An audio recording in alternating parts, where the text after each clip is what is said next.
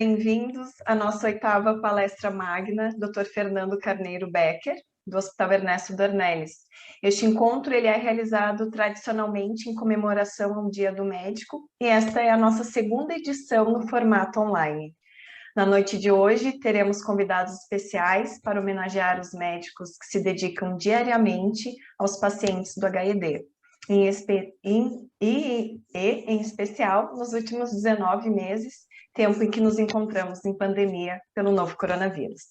Então, para iniciar a nossa noite, uma mensagem especial do coordenador da Perspectiva Assistencial do HED, Dr. Ayrton Bagatilha.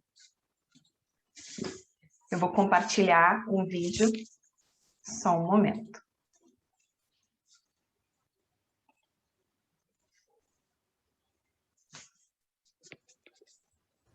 Peguei essa doença fazendo o que amo, cuidando dos meus pacientes com amor e dedicação.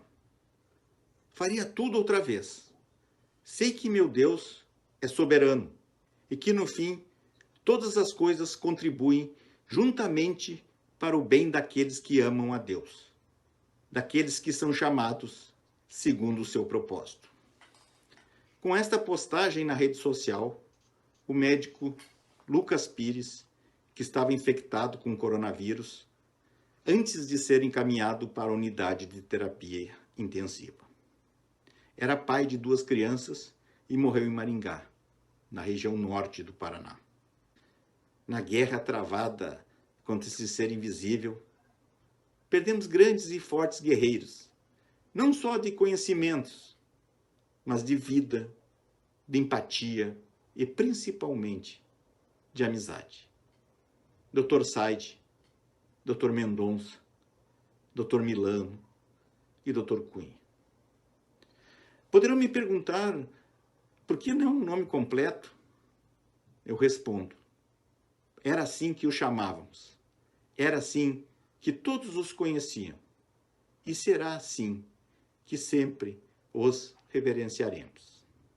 Em nome da Superintendência Médica, Dr. Ricardo Oronoz Guterres, e administrativa, Sr. Odacir Binotto Rossato, agradecemos a todo o nosso corpo clínico do Hospital Ernesto Dornelles, a todos os médicos que nos ajudaram a fazer a travessia desse período macabro da nossa história.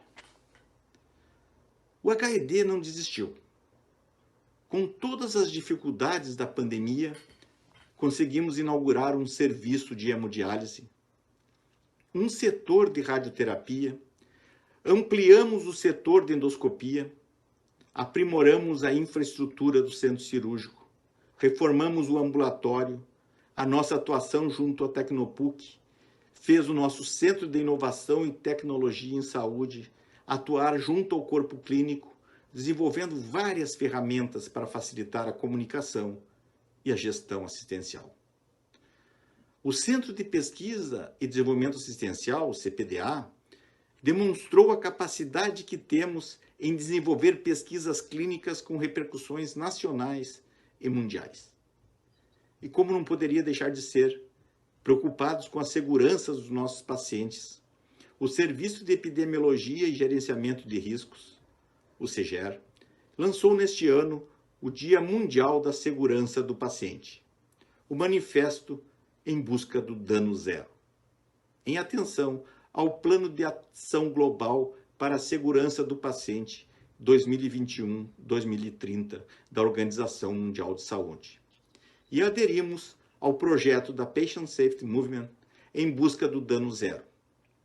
E fomos coroados com a conquista da certificação plena da Organização Nacional de Acreditação.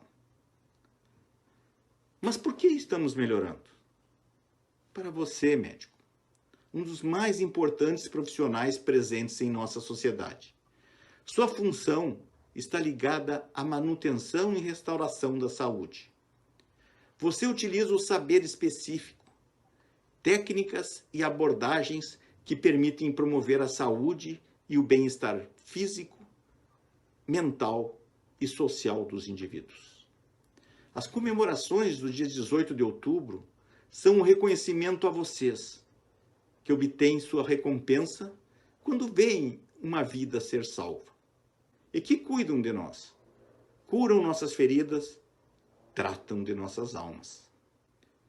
Mas quem são esses seres abnegados que estão a postos, oferecendo uma mão amiga e trabalhando com dedicação e responsabilidade? São os médicos. Pessoas que se doam e dedicam até suas horas vagas aos outros, que comentam com a voz embargada: a morte é nossa grande inimiga. E quando a gente perde essa luta, acaba sendo muito difícil para a gente também. Assim são os médicos. Figuras que desenvolvem um trabalho singular, cheio de dedicação e vocação, que tem enorme aporte ao progresso científico. Eles estão espalhados por todos os setores do Hospital Ernesto Dornelles. Eles são os nossos heróis de todos os dias. E por isso, em nome da direção, eu lhes digo: muito obrigado, doutor. Convido o nosso superintendente administrativo, o senhor Odacir Vicente Binotto Rossato, a fazer uso da palavra e a homenagear os nossos profissionais da noite. Nome é comprido, né? Bom, mas em primeiro lugar, eu evidentemente, né, quero parabenizar a todos os nossos médicos, nossos heróis de todos os dias. O Dr. Bagatini prestou uma bela homenagem em nome da direção médica administrativa. Então, eu começaria parabenizando o Dr. Ricardo, e parabenizando o Dr. Ricardo, eu quero cumprimentar a todos os médicos e médicas da nossa instituição. Mas eu estou aqui complementando, então, um pouquinho. O Dr. Bagatini fez uma colocação muito interessante, né? De mesmo com pandemia, nós conseguimos realizar algumas ações dentro do hospital, melhoramos instalações, criamos novos serviços, novos espaços. Acrescentaria que o hospital tem o privilégio de estar entre os 12%, 15% dos hospitais brasileiros, entre os hospitais autossustentáveis. Isso é uma raridade no nosso país, infelizmente. Mas eu estou aqui hoje para fazer um agradecimento muito especial aos médicos e médicas que se empenharam nessa pandemia. E se eu estou aqui hoje conversando com vocês, é porque fui salvo pela mão dos nossos médicos, pela competência dos nossos médicos. Então, eu não poderia deixar de falar, deixar de cumprimentar, em especial a doutora Juliana, doutor Maurício, doutor Ciro, doutor Alexandre e tantos outros, né, que eu não vou ter condições, né, de mencionar nominalmente cada um deles. Então, a minha palavra hoje assim era simplesmente de agradecer, do fundo do coração mesmo, por vocês existirem, por existir médicos e por nossa instituição contar com médicos tão competentes, tão dedicados. Para mim é um pouco difícil, né, de falar, mas por aí, esse é o caminho, né? E mais uma coisa, né? A ANAP, essa semana, ela está desenvolvendo lá o seu CONAP, e os hospitais foram convidados a produzir um vídeo sobre chamado Linha de Gente, né? É uma experiência, né, vivida por médico, contando um pouco da sua experiência dentro da emergência ou nas UTIs, contando um pouquinho da sua experiência vivida com a Covid. E nosso hospital, ele foi selecionado entre os 5 que serão apresentados durante essa semana. E o vídeo produzido pela doutora Juliana será apresentado na sexta-feira, em torno das 17 horas. Então, mais uma vez, ela foi entrevistada pelo doutor Drauzio Varela. Então, convido a todos, né, a assistirem o vídeo, 17 horas. O nosso serviço de comunicação certamente vai fazer vai divulgar, nós estamos pensando, inclusive, em deixar o anfiteatro aí deixar em condições das pessoas que quiserem assistir. Então, para mim ser bem breve, Doutor Rovinski, hoje é contigo, cumprimentos, parabéns, desejo ali um ótimo evento e, mais uma vez, muito obrigado por vocês existirem. Um grande abraço a todos. Bem emocionado. Muito obrigada, senhora Dacier, contribuindo com a sua fala. Para assistir a transmissão da entrevista da doutora Juliana, é necessário se inscrever no CONAP. Então, as inscrições estão abertas, façam e vamos prestigiar este momento do hospital. Agora eu passo a palavra para o diretor médico e sócio fundador do Instituto de Oncologia Kaplan e o coordenador do Serviço de Oncologia do HED, Dr. Gilberto Schwartzman, para contribuir na homenagem da noite de hoje. Meus queridos diretores do Hospital Ernesto Dornelles, diretoria da associação, queridos colegas, colaboradores, funcionários da instituição e amigos aqui presentes nessa celebração, que já é tão tradicional pelo Dia do Médico. Muito bem-vindos a essa conferência que leva o nome do professor Fernando Carneiro Becker, ex-diretor do Hospital Ernesto Dornelles, um dos mais renomados cirurgiões da história da medicina de nosso estado, conhecido na época como bisturi de ouro entre seus pares, e mentor de tantas gerações de cirurgiões e médicos gaúchos e de outras regiões brasileiras. O nosso conferencista convidado deste ano de 2021 é um médico muito querido de todos nós, integrantes da família Ernesto Dornelles, cujo nome eu arrisco dizer, com muita tranquilidade, que se trata de uma unanimidade. Eu não digo política, pois nas regiões de fronteira, né, Ciro, não tem unanimidade em política. Eu me refiro ao homem. Há figuras humanas que são, sim, unanimidade. O Dr. Marcos é uma delas.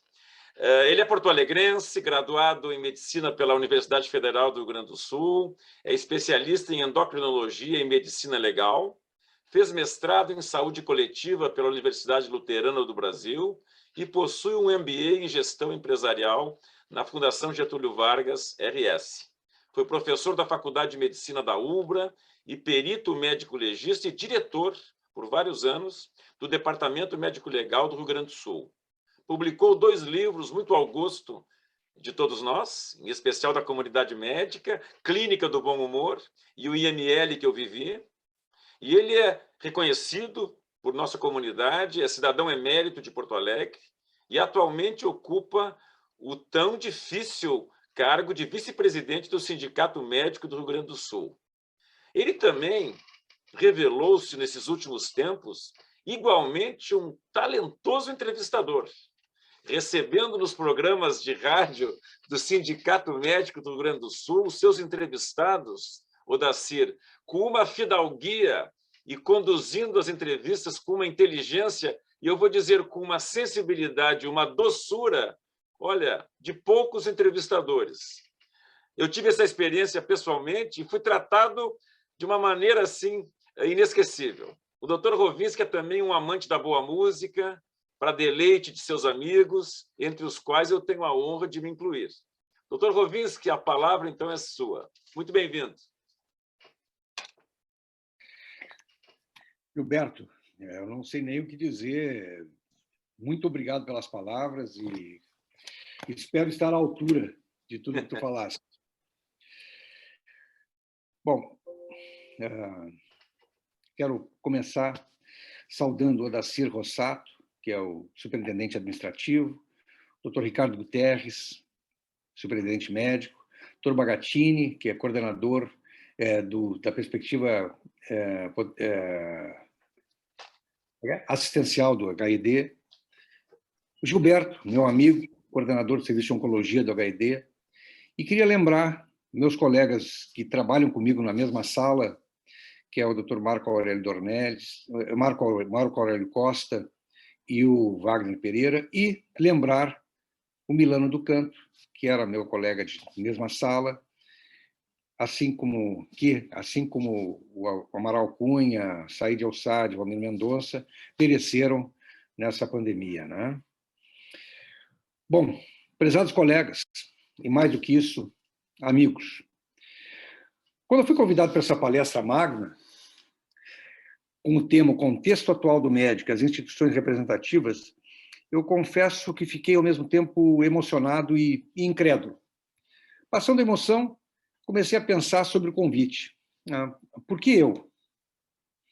E concluí que aquele gerúndio, estou ficando, mudou para pretérito perfeito. Fiquei velho. Eu já havia notado alguns sinais. As minhas filhas me cuidando, perguntando se eu tomei água, se eu fiz exercício, se eu fiz dieta. Pelo menos até agora, minha mulher ainda não me chamou de meu velho, mas eu acho que é questão de tempo. Nessa divagação, lembrei da minha entrada na Associação dos Funcionários Públicos, em 17 de maio de 1976, 45 anos atrás. Foi a minha primeira anotação de emprego na carteira de trabalho. Comecei como médico visitador e, em 79, passei a trabalhar na sede após a minha residência em endocrinologia com um especialista. Aprendi rapidamente a responsabilidade que só quem atende pessoas tem a dimensão. Ao longo do tempo, tive acertos e erros. A cada erro, um aprendizado. Em função do meu ingresso no curso para médico legista, solicitei, que era feito no Palácio da Polícia, solicitei a transferência e ingressei no ambulatório do hospital. De lá para cá, muita coisa mudou na minha vida pessoal e profissional. E o cenário da medicina se transformou radicalmente. Me casei, a família aumentou, tenho uma filha que decidiu seguir meu caminho na medicina e outra ganhou o mundo e hoje reside e trabalha nos Estados Unidos. Aposentei-me, mas continuo com meu vínculo com o Hospital Ernesto Dornelles de maneira muito estreita, trabalhando diariamente e vendo toda a evolução positiva da instituição. Nesse ínterim, o número de faculdades de medicina mais do que dobrou no Rio Grande do Sul e no Brasil. A natalidade médica se multiplicou. As relações de trabalho tiveram uma mudança enorme. Os contratos de trabalho foram sendo mudados para pessoa jurídica, ficando o médico como um mero prestador de serviço, não havendo, na prática, o compromisso de pagamento em dia. Os contratos precários, feitos por WhatsApp ou com exigência de participação minoritária em outras PJ, passaram a ser rotina, em contratos terceirizados com agentes públicos, e a ocorrência frequente dessas empresas deixarem dívidas que os médicos não têm de quem cobrar. Afinal, eles são sócios da empresa que deve para eles. Em vários locais do Estado, há dívidas vultosas dos hospitais com os médicos. Diga-se de passagem, por uma questão de justiça, os hospitais passaram a sofrer também com os baixos repasses pelos governos e prestadores de serviços médicos. Os concursos para serviço público, Estado, município, União, se tornaram raros. Os postos de atendimento do SUS passaram a ser atendidos por empresas terceirizadas ou quarteirizadas. A relação médico-paciente passou a ter um terceiro elemento, o convênio. As operadoras, com o objetivo de ganhar vidas numa população cuja maior parte é de baixa renda, acabam nivelando por baixo a remuneração do profissional. E fazem com que o médico tenha que trabalhar mais para prover suas necessidades, manter o seu nível de vida e continuar se atualizando. Com isso, o que vemos agora são vários fenômenos.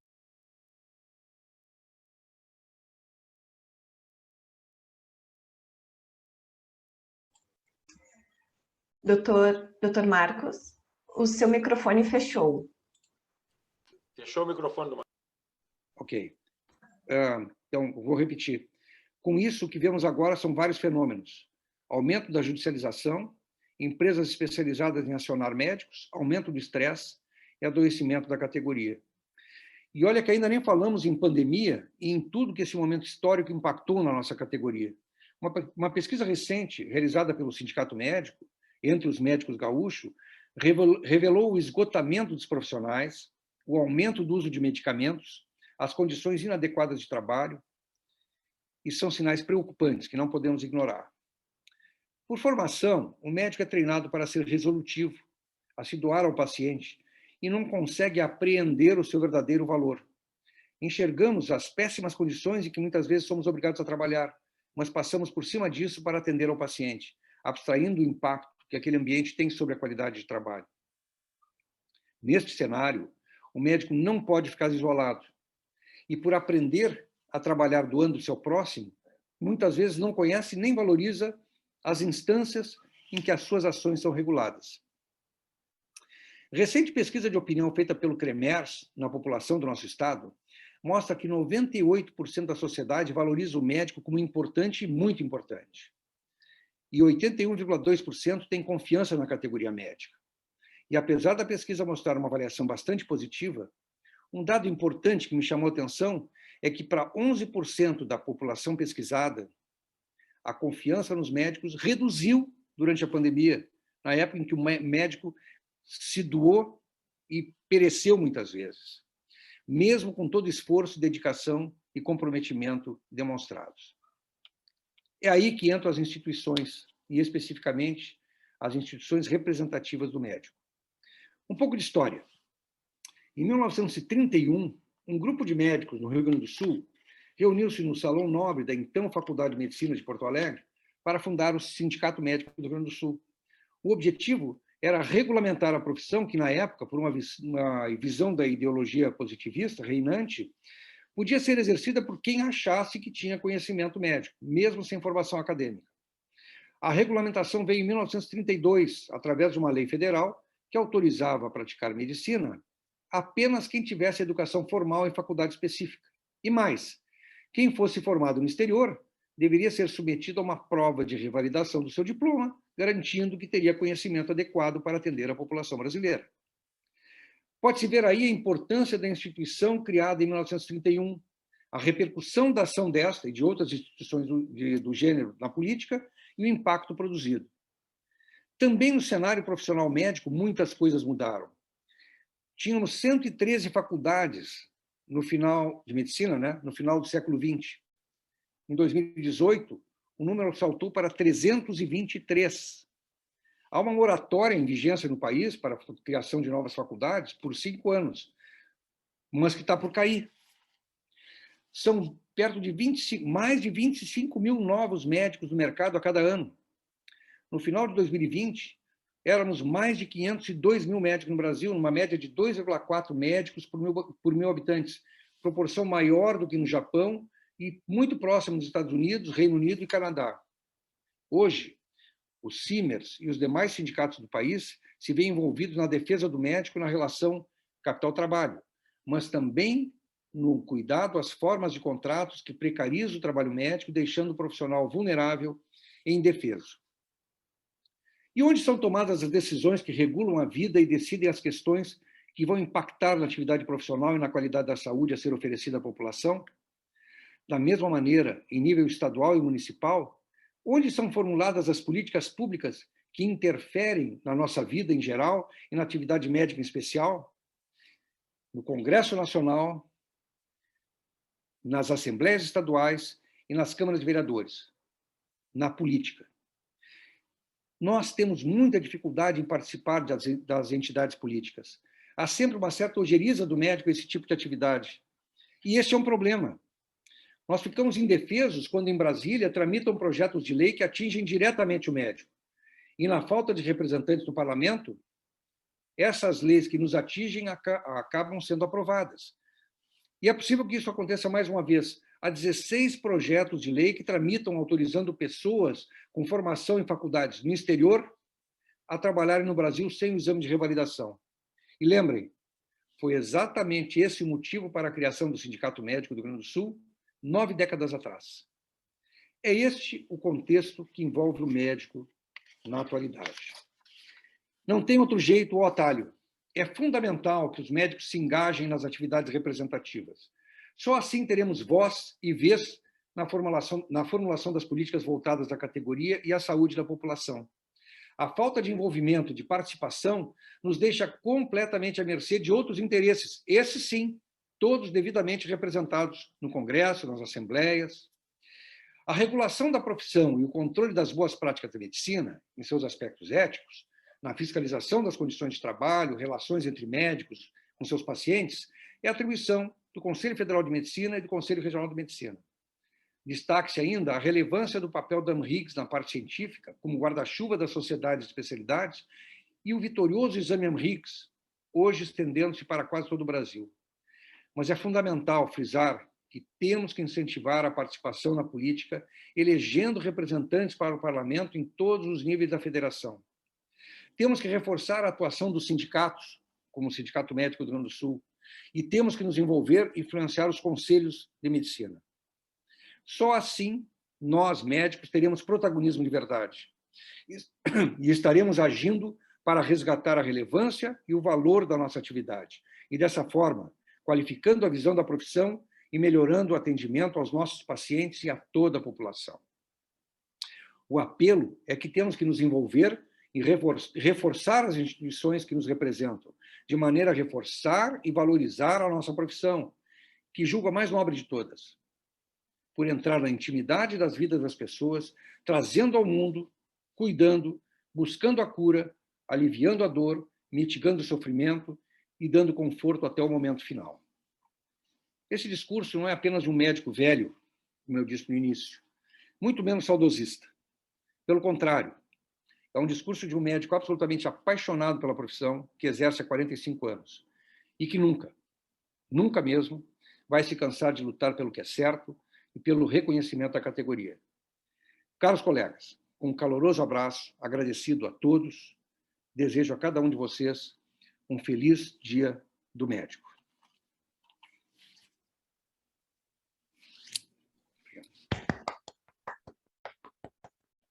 Obrigado. Muito obrigada pelas palavras. Doutor Gilberto? Olha, eu queria agradecer ao nosso querido Marcos por essa brilhante apresentação, que coloca num contexto extremamente realístico a situação do médico e da medicina brasileira. E essa questão da representatividade, Marcos, eu acho fundamental. Nós já vimos várias vezes os lobbies com interesses, digamos assim, escusos, influenciarem em decisões fundamentais para todos nós médicos, sem a menor representatividade de nossa classe nessa contenda política em Brasília. Então, eu espero até que essa tua experiência possa ser cristalizada em breve com uma nova liderança e um desafio que tu te propuseste a enfrentar. Obrigado. Eu me refiro ao Sindicato Médico. Sim, muito obrigado. Eu espero poder estar à altura do voto de vocês, não querendo fazer campanha, mas fazendo. Até eu acrescentaria mais uma coisa, já que falaste. Nós temos hoje 30 e poucos médicos no Congresso Nacional. Nós temos uma representação, nós temos uma frente parlamentar da medicina, que é presidida pelo deputado Irã Gonçalves, que é um homem extremamente operoso, cara extremamente representativo, que, graças a seu trabalho, consegue barrar muitas das coisas que vêm contra nós. Mas, vocês imaginem, são 30 e poucos médicos, e os lobbies e os interesses são muito grandes. Então, é importante que a gente comece realmente a colocar... Nós não temos o hábito de votar em médico, nem de quem representa médico, mas nós temos que começar a fazer isso para garantir a nossa profissão de maneira mais valorizada. Eu acho que representando os nossos interesses no Congresso, nas Assembleias Legislativas. Né? Marcos, só um comentário sobre o que tu falasse. O professor Marcos Moraes, que foi presidente da Academia Nacional de Medicina e dirigiu o Instituto Nacional do Câncer, ele sempre dizia que a campanha contra o tabagismo, grande história de sucesso brasileira, né, em saúde pública, reconhecida internacionalmente, só teve esse sucesso pelo apoio da sociedade e, sobretudo, porque lideranças políticas médicas se mobilizaram em Brasília, porque senão o que era construído de dia era destruído pelo lobby à noite. Então, esse teu ponto é fundamental. É verdade. Mas é isso. Muito obrigado pelo convite. Fiquei muito envaidecido, muito honrado e emocionado mesmo. E, enfim, é sinal de que eu estou realmente... Já é o pretérito perfeito. Fiquei velho. Não estou mais ficando. Então, doutor Marcos, muito obrigada pelas suas palavras, pela sua presença, pelo aceite do convite. E em grande estilo, a gente encerra as comemorações do Dia do Médico do Hospital Ernesto Dornelles. Foi uma honra ouvi-lo assim como ao Dr. Gilberto, senhora Dacir, Dr. Bagatini, Dr. Ricardo, que nos prestigia esta noite. Uma boa noite a todos, fiquem bem e nos vemos na próxima, quem sabe já num evento presencial. Esperamos. Torcendo. Um abraço a todos. Um abraço. Parabéns uma mais boa uma noite. vez a todos. Um Cumprimento abraço. o Dr. Rovinski. Obrigado. Parabéns. Um abraço. Valeu, Dr. Gilberto. Um Um abraço. abração a todos. Gilberto é de Cuiabá mesmo, Manuel de Barros é de Cuiabá, Cuiabá. né? Eu sei, Mato Grossense. Um abraço. Tchau. Tchau, tchau. Tchau, doutor Tchau, Gilberto.